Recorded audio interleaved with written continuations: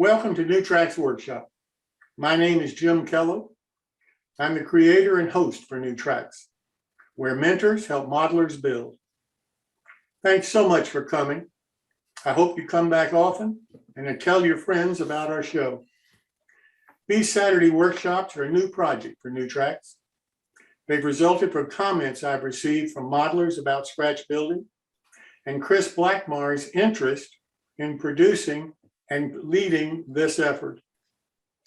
The segments are structured like the popular build-along segments on our Wednesday evening shows, except these Saturday shows are designed to show modelers how to scratch build a model. I personally believe that scratch building is one of the most creative parts of model railroading, and I think you'll agree if you try it. Here is your opportunity to work with some skilled modelers to learn how to do it. You will learn the steps, the skills, the techniques involved in scratch building a model in any scale you want. There are no kits to buy, only the needed scratch building supplies. The plans that will be used for the model, you can download on your computer at no cost. The show's moderator, Chris Blackmar, is a very talented and artistic modeler, and he and his guests will guide you through the complete scratch building process, one small step at a time. After all, that's what mentoring is all about. If you're a beginner, I hope you'll join in and experience the thrill of completing a scratch-built model and being able to stand back and say, I built that. If you're a more experienced or advanced modeler, I hope you'll join in and offer your advice and knowledge to less skilled modelers, and even get some fresh ideas yourself. The live shows will, of course, be recorded on our YouTube channel, so you can refer to the information later if you need to.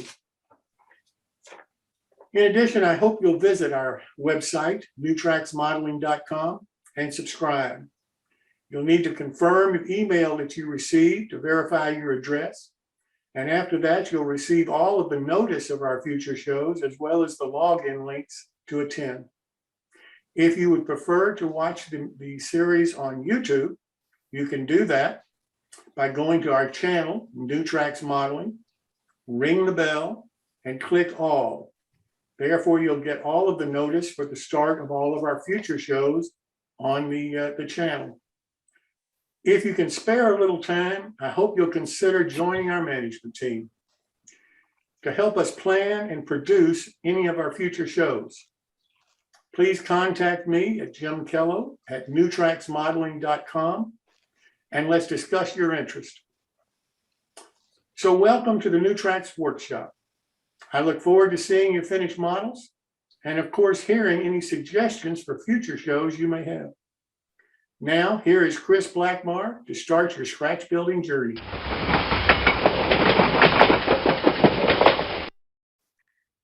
Well, let's get this show on the road. Thank you all for joining. And again, just as a quick reminder, if you will push that space bar when you want to talk and then release it when you're done talking, that will keep everybody muted so we won't be picking up background noises, etc. And that way you don't have to mess around with that mouse.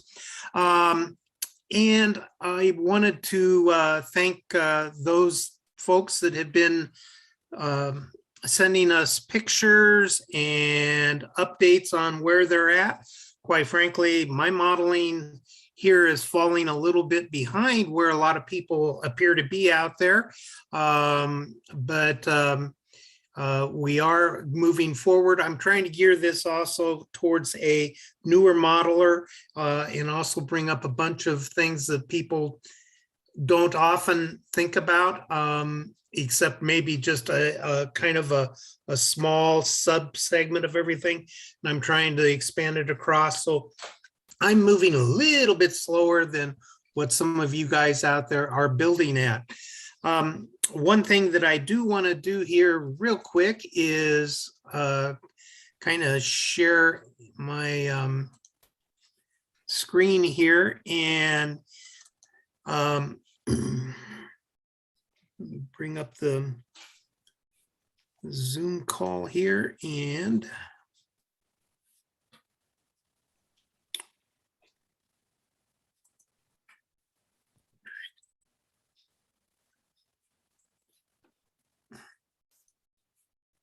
sorry, I'm kind of running these controls myself here and running a little bit behind on making sure all of the controls are working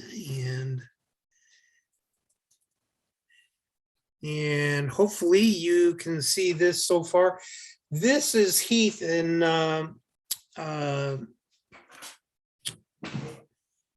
Heath, our baker. He's not going to be here today. He's in Toronto, I believe, or London, excuse me, London, Ontario, I believe.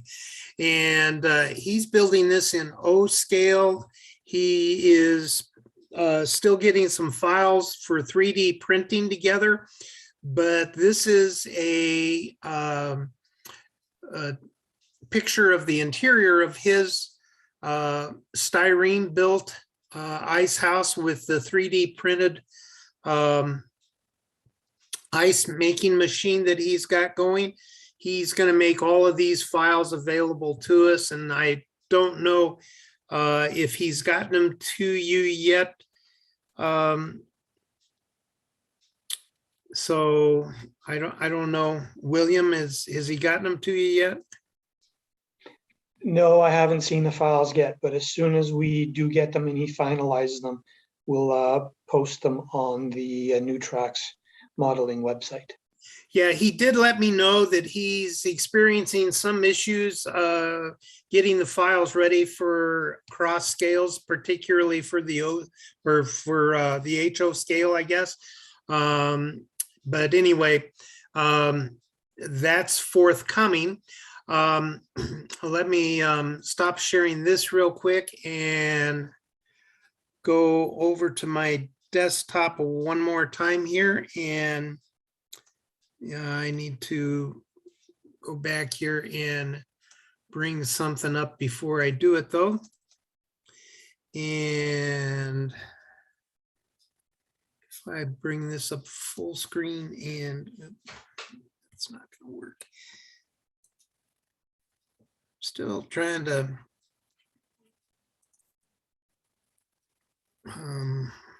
play with the controls here.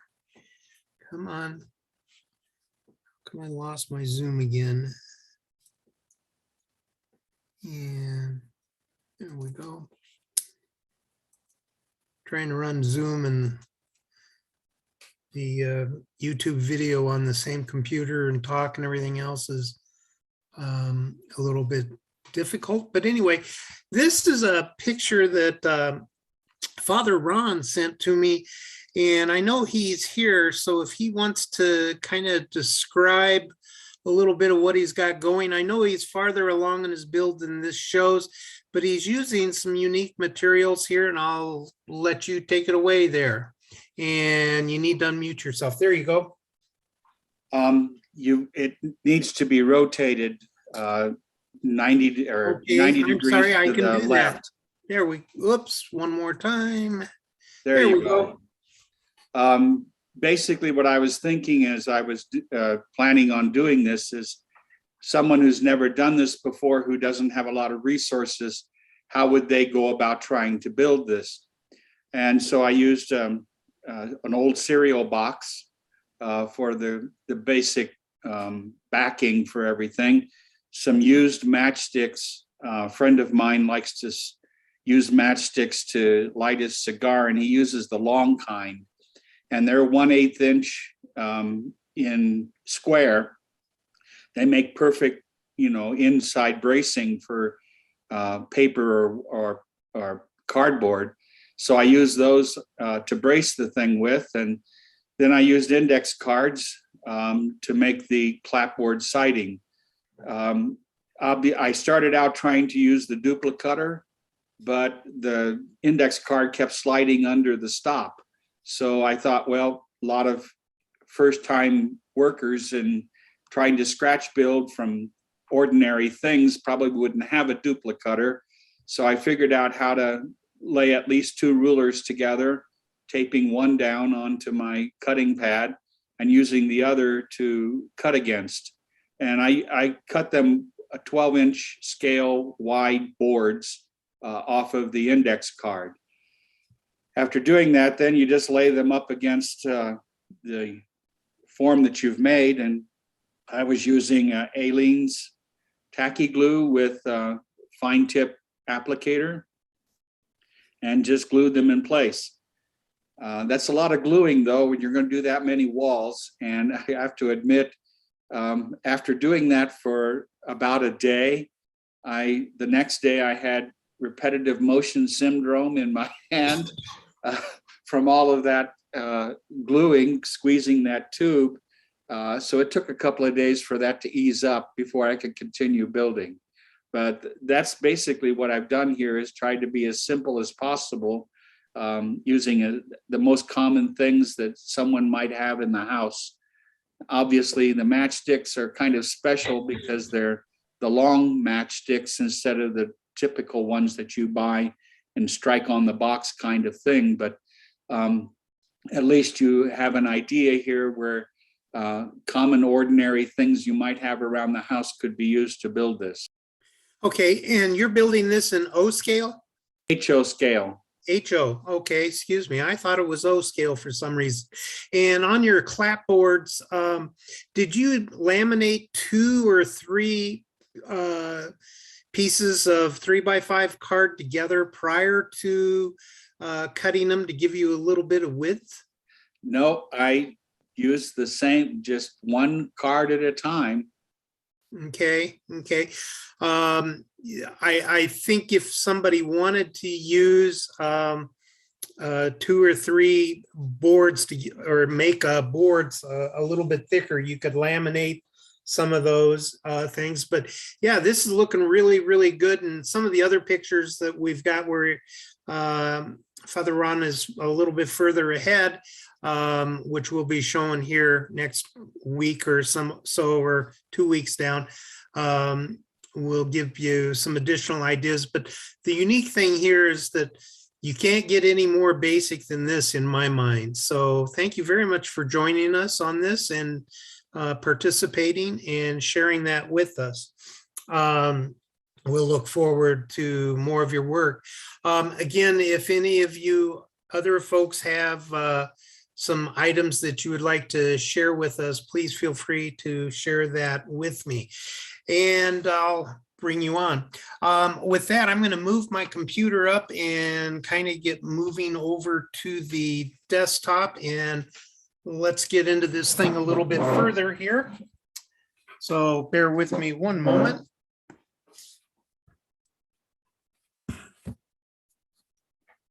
By the way, those of you that can see the sergeant sign behind me, that is the actual sergeant sign from the Mountain Railroad, Denver Rio Grande, or Rio Grande Southern, excuse me. And a friend of mine in one of the clubs actually went and got the actual depot sign, ran down the depot, actually got the depot sign and made a couple of template copies directly of that. And that's exactly the size and everything else of that sign. And let me see here. For some reason, I'm showing that right.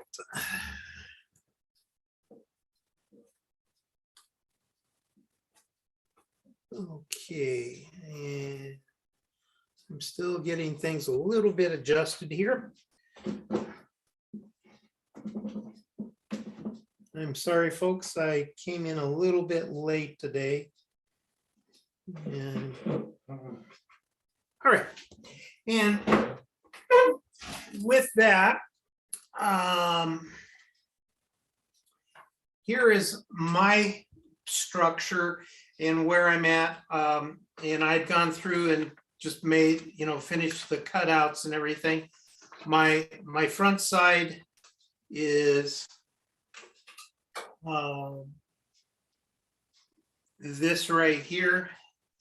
And then what I've done is I've just gone through, I haven't cut out the windows and the doors yet, because I was just going to kind of show a couple of ideas on that. But this is my mock-up. The other thing we need to think about is on this edge here, if we're going to have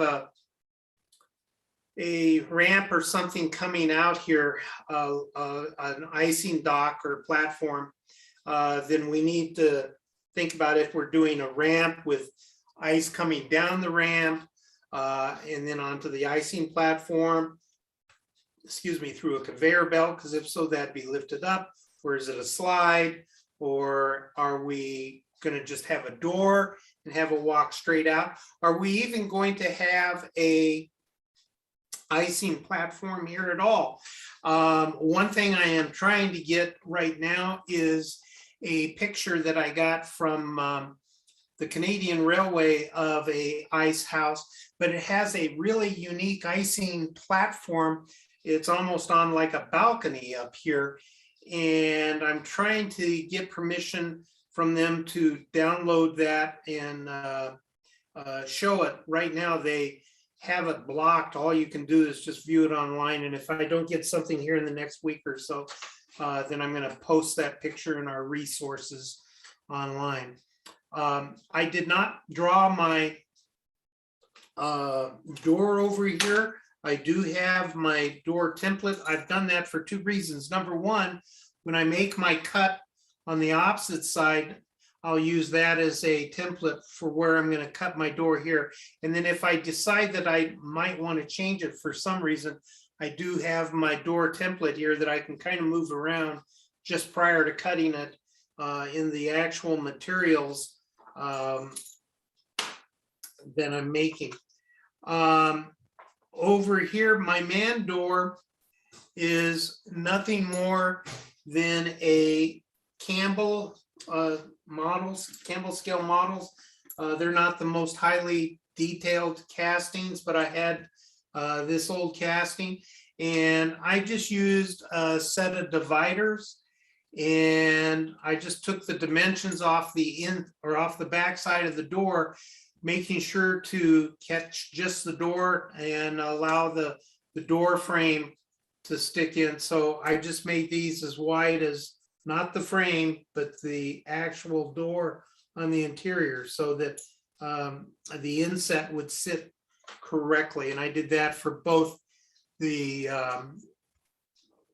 width and the height of that door.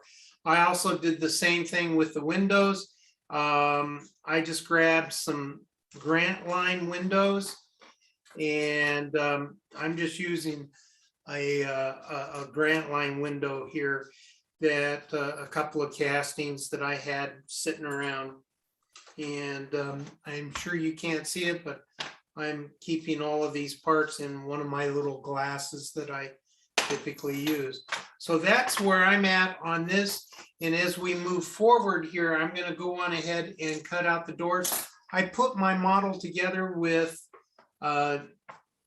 just some, I'm using a Tamiya modeling tape, but if you want to, you can use some masking tape that would be a low tack, a painter's tape. If you use a painter's tape, I'd run it across your jeans or something like that before applying it to this to remove some of the tackiness.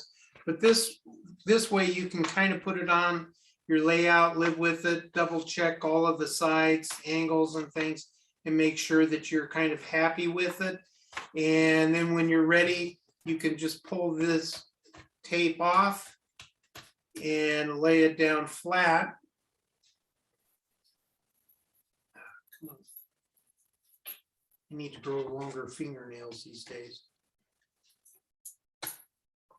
And then you've got your cutting templates ready to go, and you can go on ahead and use these to cut out your material. And that kind of brings me to the end of the templates, mock-ups kind of section on this thing. I'm not going to worry about this wall right now or this wall right now. If we do a dock, I think I'll just put a door and overlay it, or else I'll put in a small door and bring down a slide. So I'm not going to worry about making any cuts into this wall right now. If you do want to make cuts, you need to determine how high you want to make your platform dock. But I think we will probably make the platform dock as the next project, because I do want to get into some jigs and fixtures. The other thing that I did not do, which people may be wondering, is my roof. I don't build a roof because for my mock-ups, because quite frankly, when I cut out the material and get it put together, then I'll use my actual structure and draw out on my subroof the dimensions, and then I'll add a little bit larger space around it, be it a half a foot or foot or whatever I want the extension to be of the roof from the edge of the wall. So I don't worry about roofs per se in mock-ups or in my templates. That all gets built later, and with the built-up structure, you know it's going to fit perfectly well. Does anybody have any comments, thoughts, or anything that you'd like to add on this before we kind of leave this section?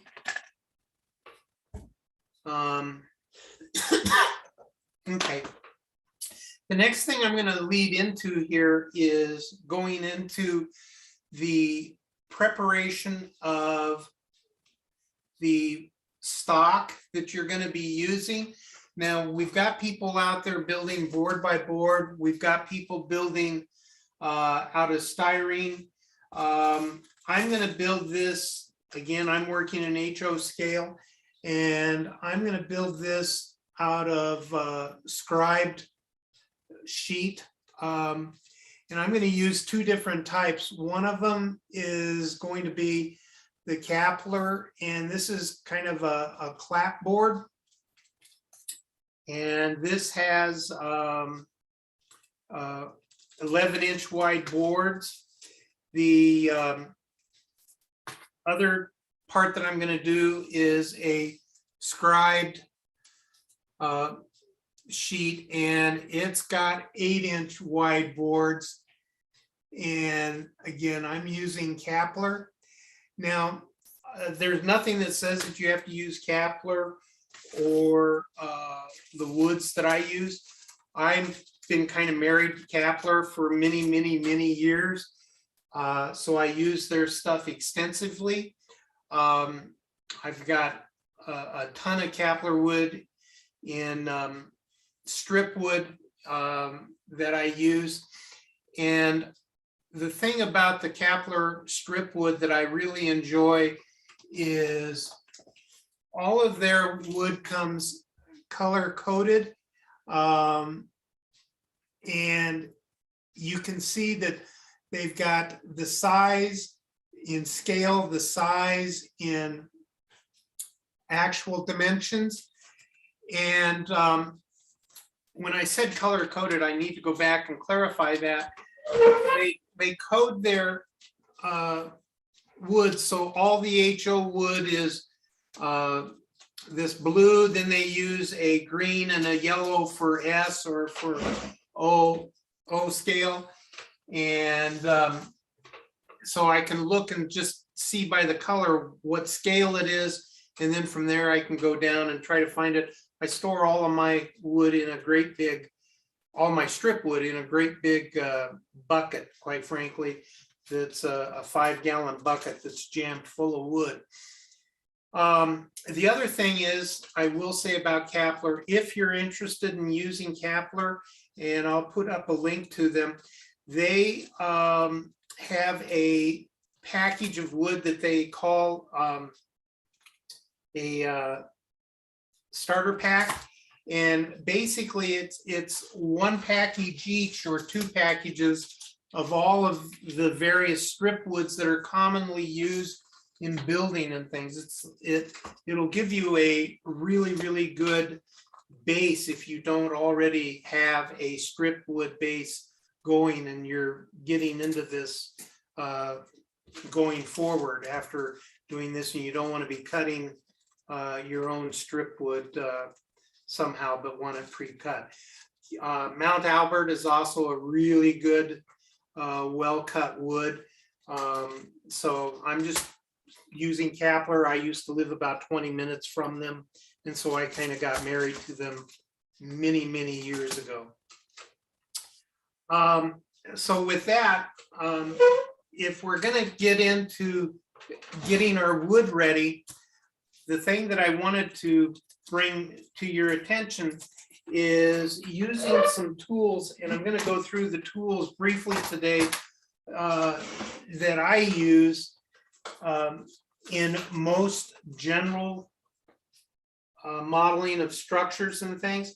And hopefully I'll have a few tools here that most of you don't use or think of, and may want to give a try. I'll try to give a brief description of the advantages, disadvantages, etc. of them. I'm also going to do this for across different materials: paper, wood, foam, styrene, and plaster. So the first thing is the good old mill file, a good heavy one. You know, that's just used for getting everything square, but real good for plaster, wood, all that. Everybody's familiar with that sucker. We all need to have straight lines and clean edges, and that's the easiest way to get to that. The next thing is when you're getting your wood ready, I go from heavy to a light wood, and or on my graining, and I do grain my wood. I know that some people don't like to grain their wood, but if you're working in styrene and you want to grain, then this is one way to do it, or this process or technique, and it's a 3-step process. The same thing in wood. And what you do is you can come through and use a Zona saw or a razor saw with fairly wide teeth to give you your deep wood grain. I use other techniques besides this one. The reason I don't use just the razor saw by itself is that it will actually kind of leave a pattern, and that pattern kind of falls into place, particularly on larger types of sheet wood and things. So I tend to avoid using just the saw. I'll augment it with some brushes and a few other things here. But this, the first thing you want to do is put in your deep green, be it plaster or wood. Foam, I would not use this on for this particular purpose. The next thing that I'm going to take out then is going to be a bristle brush, and I can use a bristle brush or a brass or a steel brush. I also use a wire brush, brass brush, that's wider and longer, that people use to clean suede or to clean boots and things. Those work really well. This is a file card used for cleaning files. The reason I really like it is that you can really get in and dig down on your wood, and it'll add a finer graining to the strip wood. Again, you always pull on it. You do not push. As soon as you push, it's going to grab and snap your strip wood. So you always pull. This I like because it gives a little bit heavier grain than what I can ascertain out of these. There's another thing that I didn't pull out of my workbench here that I wanted to mention, and that's the wire brush that people use in like drills and things like that. You could use those too for your wood graining. I prefer the file card and the brushes just because it gives me more control. And if you will go through and use a brass or a steel wire brush, and these can be found for removing paint, you'll find that the steel and the brass leave two different colors on your wood if you do a whole lot of it. And that will affect later layers of paints, particularly if you're doing a whitewash. So just be aware of that. The third step that I use is I come in and we'll go through and grain with a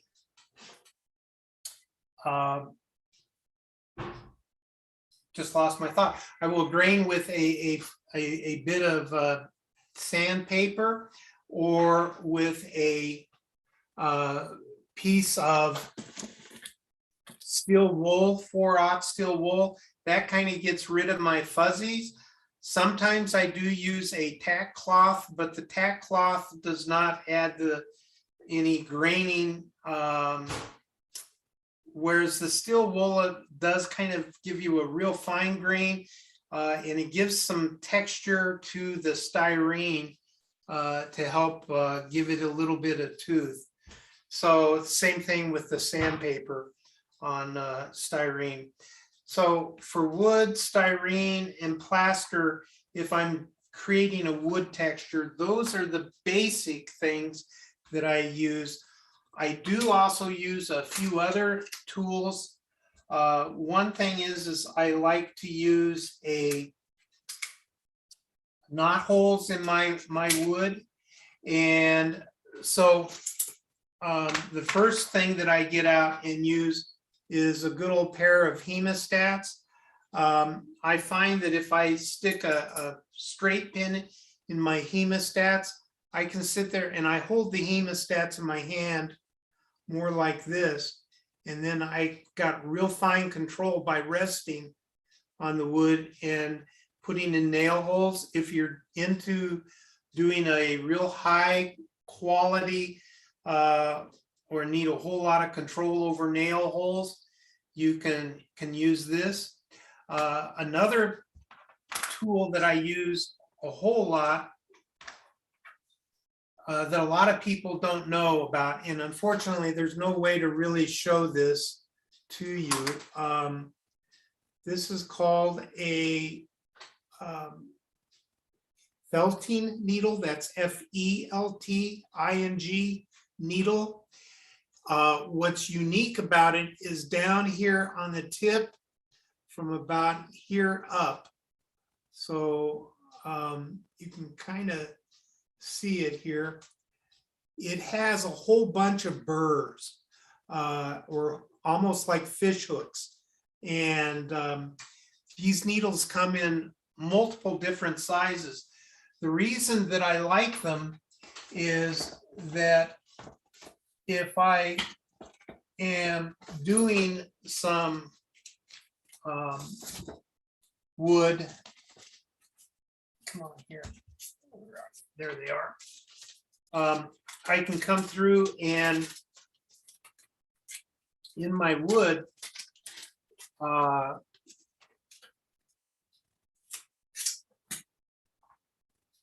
I can come in at an angle.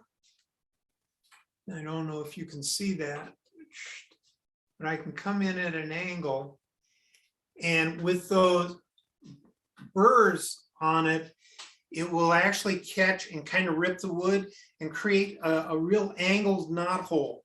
The other thing is this needle is very, very stiff. It's much like a sewing machine needle. And so it's very, very stiff and is really handy for making nail holes, knot holes, things of that nature. You can also use it to scribe. If you do pull it, you have to be very careful because it will snap. But it also has the advantage of the tip here is much sharper than even a straight pin. And so you can get a much finer nail hole with this than you can with some other types of needles. Another needle that I use a whole lot of is your good old sewing machine needles. Lots of different sizes on these things. These are wonderful for making nail holes as well as knots. And you can also use them, flip them so that you've got kind of the point in your hemostats or something, and they make a good scribing tool in urethane or balsa foam if you're doing some carving and you need a mortar line or something like that. These are really good. We'll cover that a little bit later, but just know that I do use these a lot, again, because they come in different sizes. I can get different sized holes easily, and they are stiff, so they don't tend to give me a lot of control. Another way to make nail holes, and one that I'll probably use on this because this is not a contest model or anything, is called a Pounce Wheel. And Pounce Wheels are people that sew use them to transfer patterns. You can buy these in lots of different sizes. And usually they come in little sets where you've got like 3 of them in a set. And so you've got different sized wheels, and you can use these to quickly add nail holes. The trick to using these is to make sure that you keep an even pressure as you're running up the sheet stock and or whatever it is that you're putting the nails in, so that you keep a good even pressure going up. And then also you have to keep the pressure against your ruler or whatever, because this sucker really wants to wander on you, or at least that's my biggest control problem with the Pounce wheels. A couple of other tools that I do use a little bit when we're prepping the wood. One of them is this thing here. It's a corner punch. It's razor sharp, and I use it to cut out doors and window corners. They come in multiple sizes. Micro Mart has like 2 or 3 of them last time I looked, different sizes that you can utilize. Another 2 types of brushes that you might want to consider having on your workbench for various things. One is a nylon brush. Here, even an old toothbrush will work, but this is one way to help get rid of the fuzzies. If you're in styrene or plaster, you can also add some light, if you're using a soft plaster, you can add some light graining with that. The other thing is a fiberglass brush or a brass micro brush or a steel micro brush. But these are real good also for some fine staining if you need to get that. You got to be careful of the fiberglass. I have to do the safety announcement on the fiberglass. Make sure to be aware that that's fiberglass and those break off. So use eye protection, etc. A few other things that I might mention are the Micron Pins, and I thought I had one there, and I don't. I think most of you know what they are. Here we go.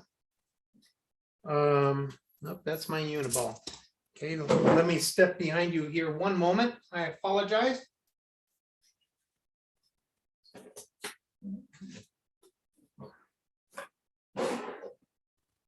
Now, my Micron Pins just disappeared on me. Oh, there they are. Okay. I knew I had them somewhere. I have a whole bucket full of them. So, but if you're making nail holes, you can get a kind of a rust colored Micron pin, and you can get them in the 0.005, and they will really add a fine rust colored detailed type of a knot, or excuse me, nail hole. If you're interested in doing nail holes and you don't want to actually poke the holes, you can just go on ahead and utilize the Micron pin here. And so the next thing that you can utilize for that type of thing is a drafting pencil. I'm sure all of you are familiar with drafting pencils. But you know, they're the type, if you've got you push on the end and you get the lead that comes out. Oops, what happened to me here? Having a tough time with my camera. But you can get the lead to come out.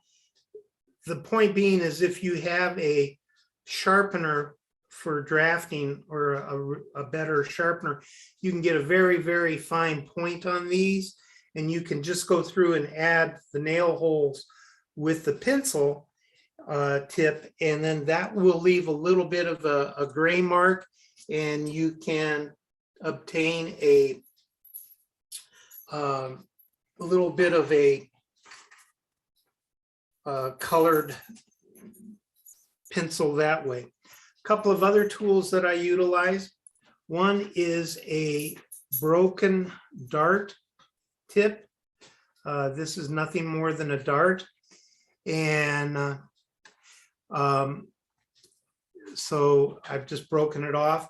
But these make great punches for knot holes as well as nail holes.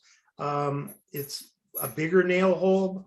The other thing I sometimes use this for is nut bolt washer castings and creating a dimple. The other thing that I use is this type of a micro file. It's just a little file that I got out of a beading shop. And basically it is got a real fine point on it, but if you are making knot holes and you want to use this, this is a real handy little object to have. Coming around, a couple of other minor tools that I use sometimes, and these are more specialized, and I'll get into some of these, is the old dental picks, which I'm sure most of you are familiar with. The other thing is, if you use a edge like this, you can create some sharp details in foam and in plaster. So these are really excellent for those. A few other things that I tend to use, I'm just going to go through and mention them real quick, are drills and drill bits, you know, mini drills, micro drills. I'm sure you're all familiar with all of these, but if you have access to those, they're great, and make holes in your strip wood to create knot holes and things of that nature. There's a bunch of other tools that we'll get into and use just on the side, but my point here is to kind of think about some of the tools that you want to utilize to get going. And what we're going to be basically using on our siding here is going to be cutting it out with the number 11 and the number 16 X-Acto knife blade.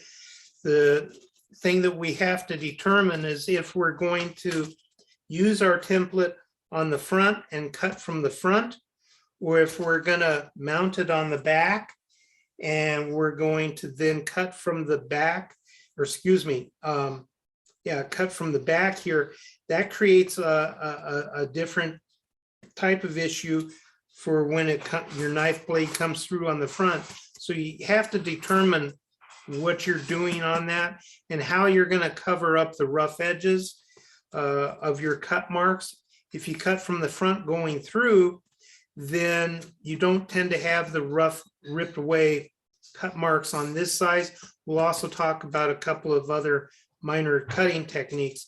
The other thing that you can do is, if you do use your templates on the back, is laminate them to the back of the scribe sheet.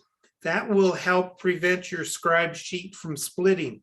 If you do not do that, then just lay some masking tape or something across the back, and that will help prevent it from splitting. So you always have to be kind of aware of that type of thing. Once I get everything cut out, then I will go through and go on ahead and paint the backside and complete finishing the front side. And we'll get into a couple of other techniques here on distressing and starting the actual pre-weathering process here. The thing that you have to think about, though, is if you're going to be lifting clapboards and things of that nature, is if you're going to be using the wire brushes techniques, you're going to want to wire brush your sheet material or your strip wood prior to application onto the framing if it's strip wood, or prior to making your cuts into or lifting your clapboards or whatever from your sheet stock, because otherwise it'll come through and just rip those up. So that's kind of the overview from my perspective right here on this, to get the material, what I would call the pre-weathering phase, completed, and get that going for on down the road. So what I'm going to be doing here in the next few days, and I don't know if you want to come back to me here. There we go. Thank you. What I'm going to be doing offline is I'm going to take my templates. I'm going to mount the templates that we have on the front of my scribed sheet. And then I'm going to go on ahead and use the number 16 blade to create my scribe, if you will, for where my cuts will be. And then I'll use the number 11 blade to cut it out. For my windows and doors on the corners, I'll make my scribe lines, but before actually trying to cut them out, I'm going to take a small drill bit, and I'm going to make some holes in each one of the corners prior to actually starting to cut out. And those holes are going to be just inside my scribes in the waste wood that will be cut out. That will help prevent that sheet from splitting. So I'm going to be doing two things. I'm going to be using a masking tape or my template on the back, married to the back of the wood, and then it'll be flat, and then I'll have the holes, and then I'll use that to cut it out, all to make sure that I don't split the scribe siding. And then I'll get into bracing. But before I do the bracing, I do want to get my scribe siding face prepped, and we'll go through and lift a few clapboards and look at a couple of techniques for that. I think the more advanced modelers are familiar with all of that. And with that, I'm going to close off my part of the presentation and open it up to some comments from you guys out there to see what techniques, tools, and things that you utilize that I may not have discussed, and answer any questions that you have. Again, this is all pre-prepping the wood prior to the staining and coloring process. And Father Ron, are you going to be texturing any of the paper that you're using? And if so, are you going to use any particular tools on doing that? I use the file card on the index cards clapboard. I tried using the brass brush, but it didn't leave enough of an impression. The index card's pretty shiny, and it's meant for people to write on and to store in their index boxes. And so you really need to work at it. And the only tool that I could find that could really leave an impression of wood was the file card. Okay. Does anybody else out there have some experience with paper and adding texture to the wood, or excuse me, to wood boards made out of paper? The only other thing I've ever heard of, and I have not done it myself, is a really coarse sandpaper, like a number 60, but I don't know how well that would work in that particular application if it's already been applied. If there's prior to applying, I would think you'd be able to get enough downward pressure on it to get it to work, but I don't know if that's going to leave too much fuzz. It would seem to me it's going to be a pretty close type thing right there, tightrope that you're going to be walking between fuzz and getting texture. Hey, Chris, Yes. I think anything that you try on paper is going to be a problem, because what happens is you're going to tear the fibers, if you will, the paper, and it's going to create a very uneven surface in order to stain or paint or anything else. You never get rid of the fuzzies, because what you're doing is you're actually tearing up the surface. Right. Paper, of course, is run through rollers. It's calendared, so it's very, very smooth. And as soon as you disrupt that, you're going to have problems.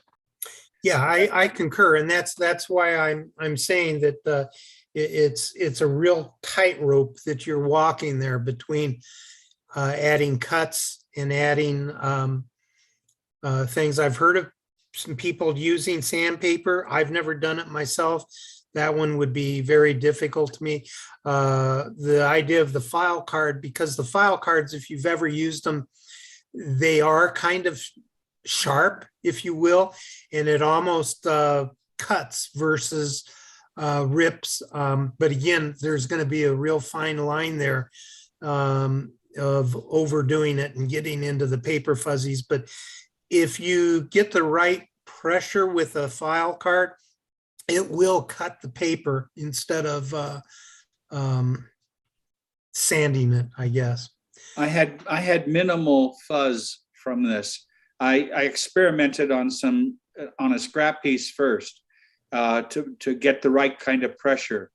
But if you obviously you have to be careful of the edges, because it'll rip up the edges much more than it will the rest of the clapboard. So you have to be very careful of it. But it presented the right kind of depth and the right kind of grain. It's not too deep and it's not too shallow. Great, great. The other thing too about using the paper is one has to think about the kind of paper material that you're using, because that's going to have a huge impact on the pressure and the tools that you may be able to utilize to obtain that. So that might be another thought for consideration for those. And we'll discuss all of that further when we get into actually doing a paper model build and finishing that. How about the folks in styrene? I know that it's real common to utilize like a Zona saw or something, the saw blade, and then come back with a heavier grit sandpaper and use that. Are there some other techniques that some folks use in that? Excuse me. Got to be somebody out there that has some techniques in styrene that we haven't covered. This is Ron again. I've used both the Zona saw and the brass brush with the styrene. It depends on whether you're trying to add grain to like a Walther's kit or whether you're using the evergreen styrene. A lot of the Walther's kits are made with a lot thicker plastic styrene, and you can be harder on those than you can on the evergreen, especially if you're using 10,000ths or 20,000ths evergreen. And so I use the brass brush a lot more on the evergreen than I do on the Walther's type kits. I'm willing to use the file card on the Walther's kit because it's cast thicker. Uh-huh. Okay. That's a real good point there on that. Chris, Yeah, yeah, I wanted to go back to your drafting pencil. I don't know how many people who are listening now really haven't are real beginners, but even to this day, the problem is when you're working with the smaller scales, when you're drawing a line on a piece of wood and the point isn't very sharp, you know, you're going to have to remember which side is the side of the line that you have to cut on. Otherwise, you're going to be off. And the other issue is when you're using balsa wood, when you're making a line, try to always do it going through the length of the grain and not across the grain. Because if you're using a sharp pencil and you're pressuring hard, you're going to have indentions along the line because it's difficult to cut, even with a saw, to cut across the grain. So I think, you know, those of you who, you know, don't have access to a drafting pencil, have at least some kind of an electric pencil sharpener that you can use. Because even today, I was working on something for the last 2 nights, and I forget to keeping the pencil sharp. And therefore, when it's time to cut the wood, I forget which side of the line am I supposed to be cutting on. It's going to be a little bit shorter than the other side. So something always to keep in mind about keeping your pencil sharp. yeah, that's a real good point you bring up, is when you do transfer any dimensions or anything to your wood, is to remember, or whatever material you're cutting, is to always try to be consistent. I always make it so that my cuts are to the waist side. Quite frankly, I tend to cut things just a hair too big knowingly, because I come back and file things down. Yeah. But that's a real good point on that.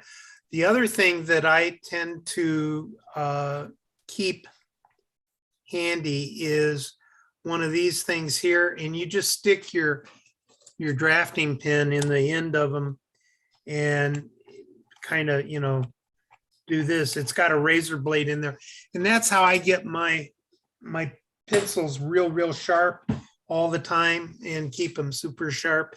Nothing unknown to most modelers out there. So Is the drafting pencil you showed, does that sharpen itself automatically, or do you still have to sharpen those pencils? if we can go back to my camera here, and what did I do with it here? I just stuck it in the drawer. What I do is, let me, sorry, I keep getting pop-ups that cover my thing, so I can't see. What I do is I get my lead out. So I've got my lead partially out. I think you can see that. Yeah. And then I just take the lead and stick it inside the pencil, or excuse me, inside the sharpener. And then I have to just sharpen it. And it comes out. I mean, it's super sharp at that point. So it's just a little drafting sharpener. The other nice thing about these are, if you open them up later on, you can take the graphite that's in here and use it in a lot of unique weathering situations. And then I just, you know, push the thing and retract my pencil into the barrel. So, but that's, and I keep a couple of drafting pencils with different leads on my workbench, different lead hardnesses. I had to look hard for it, but Pen Pal does make a drafting pen that's 0.3 millimeters. The lead is very, very fine, and you'll go through a lot of lead, but it does give you a very fine point without having to sharpen. Okay, that's, There are pencils that you can, I saw a friend of mine is a graphic artist, and he gets these Pentel, you know, the kind of like a Pentel or a drafting pen. He uses them, but there are some that come out of Japan. They're kind of expensive, but they actually sharpen themselves, believe it or not. I don't know if it's worth the you know, the price to have that little privilege to not have to sharpen your pencils all the time. But it's I'll tell you, it's one hell of a sexy pencil. yeah, I've never used one of those. Quite frankly, I've never even heard of them. So Yeah, you know, that's, I don't know. I can't really comment on yeah. the whole thing. Any other tools or anything that folks tend to use in creating nail holes? Did I use the Pounce Wheel, but I've also made my own. I found a dowel that's like a 1/8 inch diameter and drilled a hole in it and put a sewing needle in there. And you know, that's probably the easiest thing to do if you don't have much. Sewing needles don't cost a lot. And I used super glue and glued it in, and I've been using it ever since. And if we go to my camera, this is exactly, not now. That's exactly what I've got here. It's just a little dowel. I painted the end a little bit red. Doesn't show up on camera very well, but that's quite literally exactly what I've got here. And I also use this for nail holes. Quite frankly, this has actually become more of a stab it, hold it tool than anything else. But it is a very good suggestion, and it is a tool that is easy to make, and that if you take the 5 minutes and make one, it will come back and pay you back in multiple ways in time and energy. So it is a useful tool. If you haven't made it, take a few minutes and make it. The only other thing that I can suggest there is to add a piece of tape. I don't know which camera we're on here, but to add a piece of tape to the end so that you don't get the rolling. The same thing with those round X-Acto knife blades. We kind of covered that in the past, but okay. You know, Chris, I've heard some of the really, really good builders, model builders, they don't like the Pounce wheels because and I have them, I rarely use them, but the criticism of them is the points are squarish, they're not round. And I heard several people, you know, some of the top models, they refuse to use it because if you're a rivet counter, I guess you're really down to detail. Well, quite frankly, if you're judging models, it does show. You can look and you can tell if they are done with a Pounce wheel or not, because it forms a very uniform pattern going up or down in the nail holes. You are absolutely correct. They are more of a square. There is a place in a manufacturer called Rosie the Riveter. They're very, very hard to find here in the States. You have to almost get them from England or someplace like that in the EU. But they have wheels that are designed specifically for the modeler and even more specifically for the styrene material. Oh, Their wheels are actually very, very sharp and not square, and they come in different, I guess you'd call it formats. So you can have double rivets or triple rivets going up with one pass. But again, you come out to the same issue of it's a very set pattern. If I'm building a contest model or a model that I'm trying to get judged for the AP program, I will take the time and make my nail holes one by one all the way up. I tend to do that anyway because I find it relaxing. And with a hemostat, I can sit there and do it all day long. I've had hemostats in my hands for years, so it's very comfortable to me. The thing about the whole riveting and adding nail holes and things of that nature is that if you're making rivets in styrene or something, it has to be really thin. You have to be careful about going through it because you're making them from the back side. But the Pounce wheels can be used for that. We'll get into that in a more advanced thing a little bit later on. But for nail holes, they're a quick and easy way to do nail holes. So on a layout, if you guys are trying to do a layout, the guys building layouts do not necessarily have the time to do all of their models to a contest quality type of model. You just don't have the time to do it.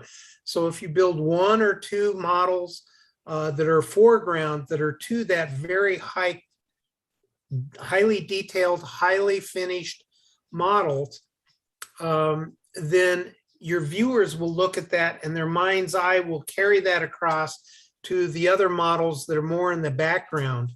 And your layout will take on a perceived, more detailed look. And it's just one of the little tricks of the trade. I don't apply it a whole lot because I am a dioramist and everything I do is foreground type of work. So Can I ask a question? shoot, yeah. Okay, it's Ralph Renzetti here. The nail holes that you're talking about, I've seen it done, and it's a discussion that I've had with other guys for a long time. It's like throwing a wrench into the gears. The holes that you make, if you really get down to it and scale it out, your holes are like 2 and 3 inches around in Correct. scale. I agree 100%. And you're absolutely right. Do we make nail holes or we don't? That is a big question as a modeler, not just scratch builders, but modelers need to determine if they're going to do that or not. And even some of the manufactured models, they come with in styrene and stuff with nail holes built in. And Yeah. I've seen some guys actually take stuff like a putty, styrene putties and stuff to cover them up and get rid of them. So there's other tricks that you can use too. But the point being is you have a very, very valid comment and something that all of us need to think about. And I think a lot of it has to do with The the scale type we're of built. structure and the scale that we're working in, because yeah, like N scale and stuff, you know, it can really look out of place real fast. But if you get into O scale, then it becomes a little bit more doable. But it comes down to the same thing with the nut bolt washer castings. And do we go through and add that kind of detail?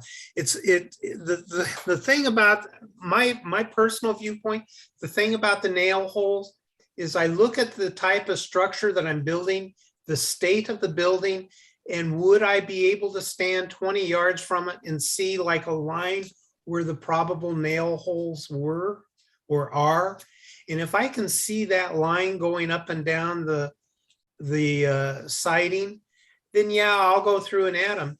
But I fully understand what you're saying, because if it's a newer building and stuff, then yeah, it's not going to be there. And that might be a thing where you just want to come in and add a few here and there just for a few accent details. But I totally agree with you on that.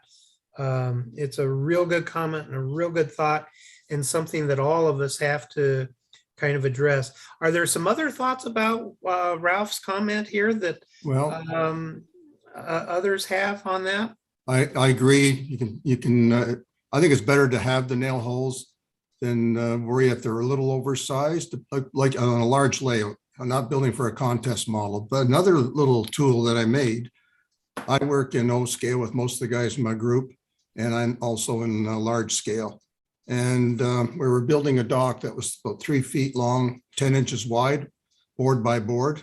And so the planks are very wide. So you need to put 2 to 3 nails in each plank at each location to stop cupping, depending on how wide the board is. And so went and took a little piece of hardwood, and that's up to you, whatever you feel is comfortable in your hand, and cut off a little piece and then drilled 3 holes in those sewing needles that you had in the little round container. Those are cheap, so you buy 3 containers, so you have the same size needle, and you cut them off and you put them into the little holes in the piece of wood. Now you can do 3 at a time abreast. And we were using also a stamp pad that you would use for stamps that you see on bills or things like that, and just color the tip and then make the holes, and you now have 3 holes abreast. Plus you've added the coloration to them a little bit to make them stand out. And this is done after you've individually colored your boards or stained them, however you're doing, and stressing them. Yeah. A real good input. I've never done that myself, but as far as making a tool that I can do 2 or 3 of them at a time, short of the Pounce Wheel, but that's kind of a different app. But yeah, no, that's a real good idea. And if you're doing a whole lot of something, that's where one of those ideas of a fixture really comes in handy. Sometimes it's worth creating a little tool to save yourself a whole bunch of time on the backside. Another tool that I've been trying to figure out how to make for myself, those who are working in paper and even those who are working in thin plastics, when you have to fold the plastic, not cut it, but fold it, they often recommend you use the back of your X-Acto knife. But I often find that when you're working with 10,000s or 15,000s styrene, you actually end up cutting it when you're trying to fold it. It turns into 2 pieces instead of 1. So I've been looking for kind of a dull sewing needle that is fine enough to make the crease for the fold, that will actually fold it without breaking it. Okay, my suggestion to that, and it's a tool I didn't show because I use it in some other places, but if we can go to my camera again, thank you. Come on. Come on. Are the good old knitting needles. Now I've got 2 of them here. But knitting needles I use a lot, not only for placing of items, but also in kind of shall I say, reaming out knot holes. And I guess I should explain that when I make knot holes, I often go through and will put another piece of wood inside that knot hole. And that's more of an advanced technique that I'll cover in a later build. But I actually take a small piece of wood, like from a toothpick, or that's what I typically use in my clinics because people are familiar with it. But at home, I use actual like sage or super brush, super tree material from Woodland Scenics. And I'll insert that into the 2x whatever, 2x8, 2x10. And then I use a pair of flush knit nippers and cut off both sides of it. So I've got a knot hole that actually has a different kind of wood inside of it. And you come back and stain it from the back side and you'll get some interesting results. But that is a detail that's beyond the scope of this build. I just bring it up that that's what I tend to use these suckers for, is reaming out knot holes. But you can also use it to dent or to scribe in foam and plaster. But this could probably also be used, excuse me, in folding paper. Seems to me I may have done it once or twice with this, but I think I used more often than that a dental tool that looks more like a shovel. And this is what I would use to get in and fold the paper. The edge here is not super sharp, but that would work. And you could also do it with this edge if you needed to. So it seems to me I used this, but I may have used these once or twice too. So I don't know if that will give you any ideas or not. I've used a ruler and a razor blade basically to do the same thing, and it takes quite a bit more time. Yeah, I have a tool that's in a box that I haven't gotten out, but it's actually used for bending etched brass or whatever. And I don't know if that would work on paper or not. Has anybody ever tried that? Boy, what a silent group here today. Yeah, Brash, you're saying, Chris? Yeah, well, yeah, but we were talking about folding paper and making really square cuts with it. The technique that I use is I score the back side and I just score it and then I fold it when I need to make a real square corner. But the other technique we're looking at is how to make a real square fold. And it sounds like a way to get that inside part of the fold really square. And I'm thinking that, you know, if it's a smaller type thing, you could use a dental tool or something. The ruler, the edge of a ruler, if it's longer, has been suggested. I don't know if there's any other tools that others have used.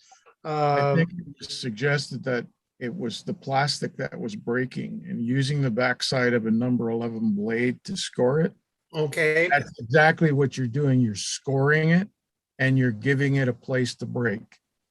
The idea behind bending plastic, and I work with it a lot, is you want to emboss a line. Okay. So you want to push in without cutting. Okay. Yeah, thank you for correcting me, because for some reason I was thinking we were talking paper and not plastic. So my bad. Well, it would work with paper as well. Yeah. Another tool, I've got this in my hot little fist, and I don't know that much about this tool. It's basically just a hunk of looks like it's almost a heavy nylon, but it's got a fairly sharp tip on one edge and a more blunt tip on another one. I have no idea where I got this thing from. It's something my wife, who is an artist, uses in her pastel works, but I picked this up somewhere and it might be useful for that. I'll have to do some research and see if I can't find where that beast came from and give you a little bit more input on that one. Chris, Go on ahead. working with plastic, if you heated it slightly and used a heavy ruler to bend it on a sharp angle, would that not work? Or has anybody tried that?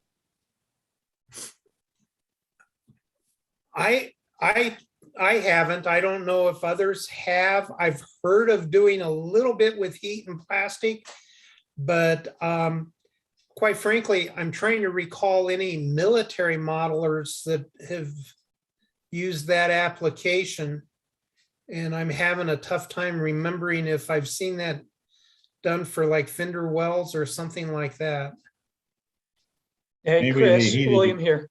Question, would a panel line scriber, like those that are typically used by aircraft modelers, you would, scribe a panel line on the backside so that you're removing a thin groove, and on the inside corner of your piece of styrene, not on the outside corner, but on the inside, and that gives you're weakening a line, and that would be where the fold would be.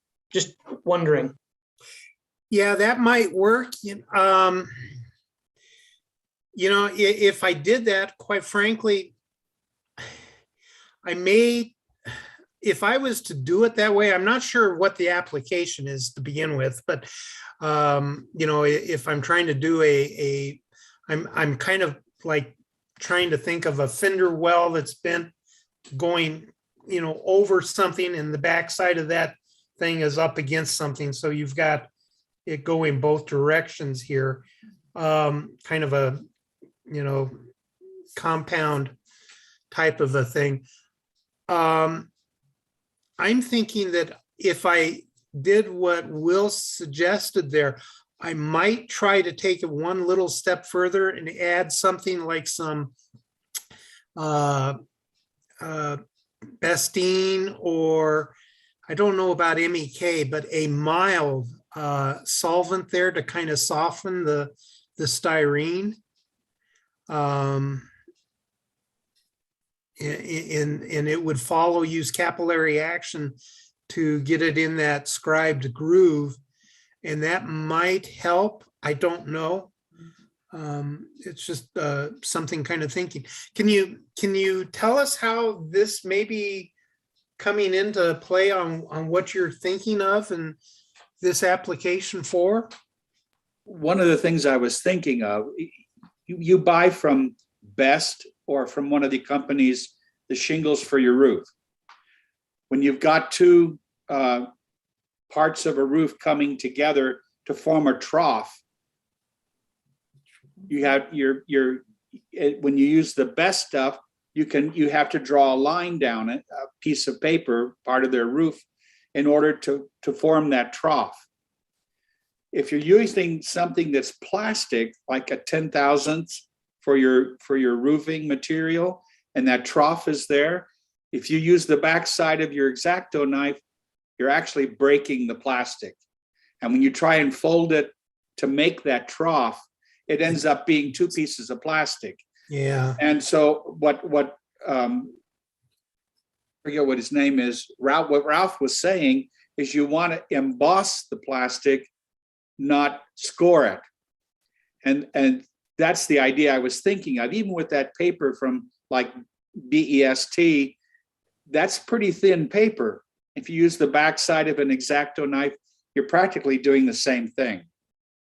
So I've been trying to find that kind of a tool that's fine enough, like a dull sewing needle, which is very, very fine, but it's sharp. A sewing needle is very sharp.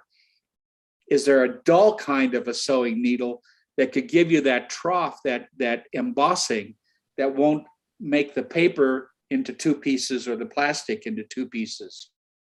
I'll bet any money that you have a butter knife in your drawer in the kitchen that has a nice sort of sharp edge, but it's blunt. That would work fine, and you've got something to hang on to. I'll take a look. Yeah, yeah, a plastic knife or a butter knife. I'm wondering, you know, we were talking Pounce wheels. Would That's a right. Pounce wheel, if you use that, did we bring that up? No, The problem, idea- the problem is not the scoring of the line so much, it's the 10 thou plastic. If you put any kind of score or even a dotted line, like it would make it a serrated line, Uh-huh. that when you bend 10 thou plastic, it wants to go. Yeah. Even if you rounded it tightly and then put glue on it, as soon as the glue got to the weak point in the plastic, your plastic will open up. That's 10 thou plastic. It's just the nature of the beast. So you have to deal with it. And the easiest way is to not affect the surface of the plastic in a cutting way at all. Okay, excuse me. I mean, what is, I don't build kits. Most everything I do is scratch. But what, are we talking about very thin plastic shingles? Is that what that situation is? I don't understand. I've never seen this or heard of it before. We're talking about using a real thin shingle to fill the gullies on a roof, and where you've got a two roof angles coming together, forming a V, and so you've got to fill that gully with a because where the shingles meet, you have a, you know, something there, and we're talking about a styrene, and because the shingles are so thin and you need to stay with the nature of the shingles, and So so we're these- trying to come up with an idea here I to, see. So do these it. are plastic shingles that you buy, right? yeah, or I see. just kind of a capping mechanism. And I'm wondering if I don't know. I mean, I don't. Why can't you I just, understand the here's- issue of the plastic breaking and everything, but I personally would just cut a piece of cardboard or a yeah, cardstock. and that's what I stick it would in do, there. yeah. I would This is a take piece- paper, yeah. This is a piece of 10 thou plastic. Oh, Yeah. okay. It's about the same as a 28-pound paper. Yeah, it's You can, yeah, you and, can and, do, and the reason I said, you know, I was real hesitant about adding a solvent there is because that stuff is so thin. If the Yep. solvent was aggressive at all, it's going to eat right through it. So Is it difficult to take paper and stain it the same color as the shingles to do capping? I mean, that's what I do. I use paper to use caps on the top of my, where the peak is, all the way the spine of the roof. I think if one was, from my viewpoint, I think if one was trying to color it, I think I'd probably take that cardstock and coat it with CA cement and try to make it a little bit more like styrene and make it a little harden bit it. easier to color. That'd be my Harden it. first step, but Yeah, I'm going to shut up and let some other people give some ideas because that's just mine. Chris? I think the CA is a great idea because your paper is a mesh of fibers. And what you're doing is solidifying the fibers. So there's a little bit more strength there, I think. Yeah, another thing you may want to use, I use this on balsa wood sometimes. You go to the dollar store, you go to the cosmetics department or shelf, and you get a thing of clear enamel for your nails. And I use this on balsa because it seals all the grain and you can paint over it without seeing the grain. So if you put some of this stuff on a piece of paper, give it a couple hours to dry, you're going to have a nice sheen on it, and it'll be a little hardened once it's in place. I mean, that's what I would do. You know. Yeah, and I think the idea here that was just submitted, I don't know if it came through on chatter from YouTube, of the paper, or excuse me, copper tape is another suggestion that we haven't discussed, but that's an idea too, is a copper tape or something.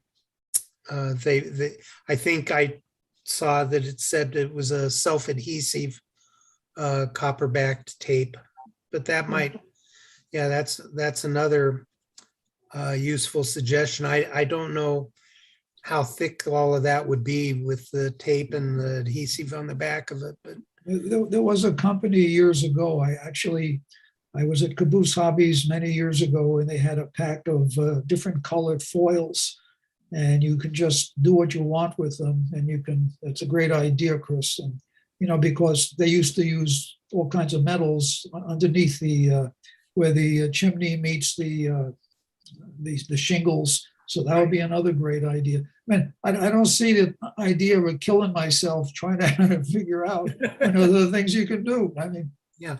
Well, I think we were just looking for an alternative, a quick, easy alternative. If one was working with styrene roofs and things, if there was something else to do there, because there's probably some folks that are building kits out there that are running into this issue and maybe watching this and have a question on it. So I'm sorry, I missed that chat thing here real quick that just rolled by. That's from Ken. Oh, okay. Yeah, here's a place to get copper tape. So in the chat. So, all right. Chris, This brings up one other thing. Is there anything from the My Build sections? Anybody that's on that has any questions about the My Build stuff that they may have run into since the My Build presentation that we might want to address here? Okay, because I also want to open this up for the guys that are doing the My Builds, if they have something that comes up that they don't have to wait until the Wednesday show to get a potential answer. We haven't had them many My Builds really going here, but we might start getting into a high enough volume that run into something here, because with the expertise that we've got on here, I know that we could probably just give 2 or 3 suggestions. All right, I think I may have cut somebody off. Okay, let me ask one final time. Is there anything else that anybody wants to discuss real quick or bring up on today's show, or any other modeling thoughts that we need to kind of address here before moving forward? Again, I am going to go through and cut from the front side of my sheet material, the sides and things. And I will tell you that up front, when I cut my material, I know already that I'm going to be not using a corner post, but I'm going to be using the 2 boards to cover my sins on the cut. So to make the cover corners. And so I'll be doing that in the offline here. So next week when we come back, we will have some actual cut material, and I'll do some rough siding, and I'll have a spare piece off on the side and show you how I prepped my my walls in this sheet siding. Anything else that you guys would like to bring up? I'm sorry, I forgot who owns Interaction Hobbies, but on YouTube, he mentioned about nail holes. Okay.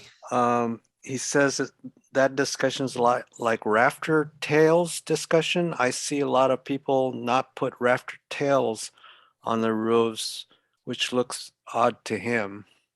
Mm-hmm. Yeah, I was going to cover that when we kind of get to it, but in a nutshell, my way around it, if I don't want to add rafter tails, is to put a piece of fascia hanging down where the rafter tails would be hidden kind of behind it. It's a cheat, but it may kind of work. But that's my way around that one. But you don't see, it won't hurt you. Yeah, yeah. But I prefer rafter tails, but I use, the object of good modeling is to learn how to hide your sins. So. Not only that, but it's prototype, but that stops the weather from getting into the ends of the rafters. Yeah, yeah. Yeah, there's an excuse for everything that we do. So. Okay. All right. Somebody refresh my memory. Who is Interaction Hobbies? I forget his name. I believe it's Don. Is that correct? I don't think so. Okay. Nobody Just a remembers. second, I think he was on chat. Anyway, again, from his YouTube chat, Interaction Hobbies, when you were discussing the copper, he said that aluminum foil duct tape is great as well. Oh, The aluminum stuff is about 0.005 inch thick. Yeah. How in the world did we let that one slide, guys? Because we all know that. God. Yeah, yeah. We're all trying to overthink it. Yeah. Excellent, excellent suggestion. For you guys that don't know that aluminum foil stuff, you buy a roll of that and you got enough foil material to last you a lifetime. The only thing that I've seen where it doesn't work is in the old ferric chloride etching. It doesn't work there very well, but Once you stick it on, Chris, it's done. yeah, yeah, it's good stuff, and you can paint it and do a lot of things with it. But yeah, that's another idea that when we were talking that copper stuff, how do we forget that one? So yeah, the metals should have clued us all in, because I know there's other modelers out there besides myself that have made use of that material. And Jim Zagel, do you want to ask the question you asked in the chat yourself? Unmute. Yeah, hi. Last week, it's a different discussion from what you guys are having, but last week you mentioned that some of you guys build modules where you can set them up with other modelers at shows and things. I'm just wondering what standards you build those to. I know there's a Fremo standard NMRA puts out, and the NTRAC standard. So like I am about to start building an HO module because I don't have room for a full layout yet. And I'm just curious, what module standards do people use to connect these things up so they'll all mate and work together? I don't know what part of the country you're in. I personally belong to the Slim Rails modular club out of Colorado Springs, Colorado. And that is an award-winning group of modelers. And those guys have their own unique set of standards. We model in ON3 and HON3. And if you would like to drop me an email, I will forward to you a copy of our modular specs, if you will, for the modules. And that's for the Slim Rail. And it also includes lighting and backdrops and things like that. I don't know if you'd want that, but it give you some basic things that are basically the HO side has about a 2-foot depth, and it has 2 tracks, one on the front and then one on the rear side, which is 12 inches above the rail head of the front side. And then the O scale is a little bit different specs. It's all based on a flat type of thing. a flat tabletop, if you will. But we have some very dynamic height differences in that club. For a 2-foot wide module, you'd be amazed at what they come up with. I know that there may be some other folks that are attached to some of the other modular groups out there. As far as I know, each modular group has a little bit different standards. It primarily has to do with wiring and height interfaces of the rail heads between the modules. And some of them go so far as to have sets on how high and where your background scenery height ends, so that it forms a uniform backdrop, if you will, on the actual layout, as well as the backdrops that are utilized in the modules. Now that all attaches.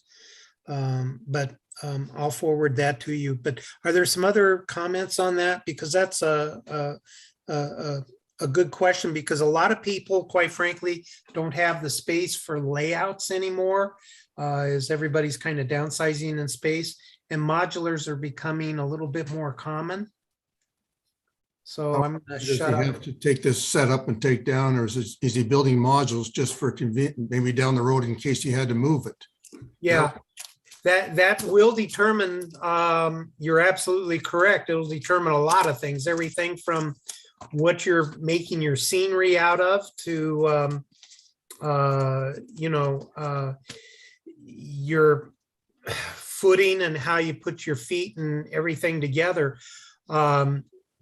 Because like if you're setting them up and breaking them down 20 times a year, like the Slim Rail group, we have like pretty much about a minimum of 8 to 12 shows a year.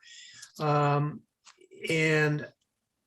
the weight and everything else of those modules, hauling them in and out of venues is a task, but also you want something that is really durable. So lightweight and highly durable is important. And then plug-in connections in the back side so that you can plug in your wiring and things and just go through and basically just plug and have everything work.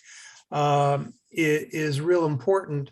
The other thing is in modular clubs, they have to pay attention to fire codes and things of that nature, where may not come into play in the home layout quite as dramatically.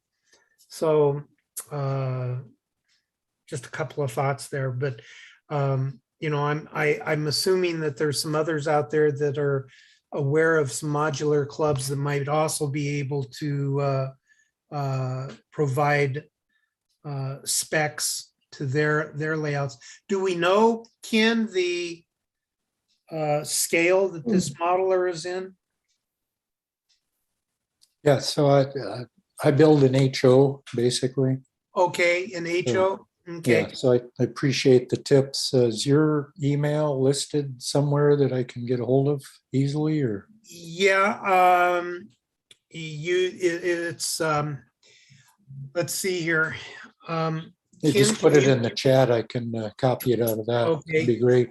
Okay, I'll let Ken do that real quick here. Yeah, thanks. Was it Chris? Ken or Will, either one of you guys. Yeah, I don't remember. Oh, okay. You're using Nutrax. No, you're I've got Chris. the Nutrax and I've got the Chris B. You're using Chris B Nutrax? Nutrax, yep. Crispy Nutrax. Crispy Critter Nutrax. So Is that all one word? Chris B Nutrax, and I'm trying to remember if I put in modeling or not. I think it's just Nutrax. What was that, at Gmail? No, and it's Fastmail, FASTMAIL, like fast mail, mailman. But the Chris B Nutrax, is that all one word, or did you All have one word? Yeah, all one word. Well, that's what I got up there in the Yeah, chat. Chris B Nutrax at fastmail. It's a .us, not .com. I didn't get that far. Yeah, it's a weird one, guys. Sorry about that. That's what I get for using an Australian server. So, but those Aussies know what they're doing on email. So, okay. Well, folks, we're coming up on midway between an hour and a half and 2 hours today. I Chris? want to, yes.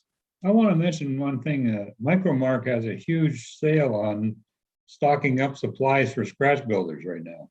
Really? Mini lumber and mini metals and mini screws, mini hardware. Okay. Just Woo. a thought. That's why we do these things, because, you know, there's so much stuff flying out there that we can't keep up with everything as an individual. So good tip, good point. Thank you for bringing that to all of our attention. And hopefully a few people will be able to make use of that. Can I ask, Chris, let me ask a question if I may. Uh-huh. What's the person who just spoke? You know, I saw the sale too, and I notice whenever I'm reading what the modelers are using, it's usually Kepler or St. Albert or Fast Tracks. So the question is, how does Micromark's lumber compare to the other brands, or is it all the same? I think they purchased the material from another company and resell it, but they do give you good prices. And in fact, they've got model fabrication. Micromark is selling sheets of wood siding, model building supplies, as well as wood dowels, aircraft grade material and plywood and wood strips. Yeah. Is anybody You listening? might want to call Micromark and ask them what tolerances the wood that they are using. Kepler, all of their materials are down to a 0.003, plus or minus 0.003. So, you know, you get pretty accurate stuff on that. And if you want some real cheap wood, you can buy their throw-offs that don't come into that by the gallon bag or a pint bag. And it's, you know, you can go to their website and it's Kepler, Kappler USA. So KeplerUSA.com. But I'll put a link into them a little bit on down the road. Neil, I buy their 3/16 and their 1/8 Micromark's bulk 24-inch long pieces for bracing wood. I find that it works well for that.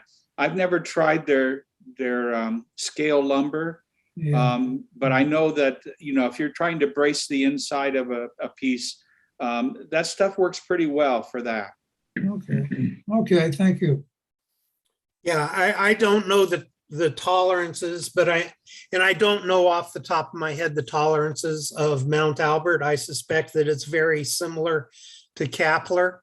You know, that 0.003 I suspect is kind of a defining point, but I don't know. Is Al here? Is he on? I didn't see him. So I know if Al was on, he was here last week, but if he was on, he could answer that question off the top of his head. Oh, it's not on, but what Yeah, was the it's question? unfortunate. Mount Albert lumber or? Yeah, Mount Albert, what tolerance do they cut their wood to? Do we know? I think it was 3,000s. Yeah, it's I'm pretty sure it's the same thing with as Kepler. So, all right. Well, folks, I want to thank everybody for joining us today. Please continue to send in your ideas, thoughts, etc. on this thing. I will keep the show going here for a few comments. Excuse me. Once I turn off the YouTube feed, and those of you on YouTube, please make a comment and continue to watch our show. We're refining this thing so that the YouTubers can get a little bit more enjoyable out of it as we move forward. And I will work on getting some things into the descriptions. Apparently my last week's description got nuked, and I'm gonna have to redo that today or tomorrow. All right, with that, I'm gonna go on ahead and end the show here, guys, and we'll continue on the after show here in just a moment.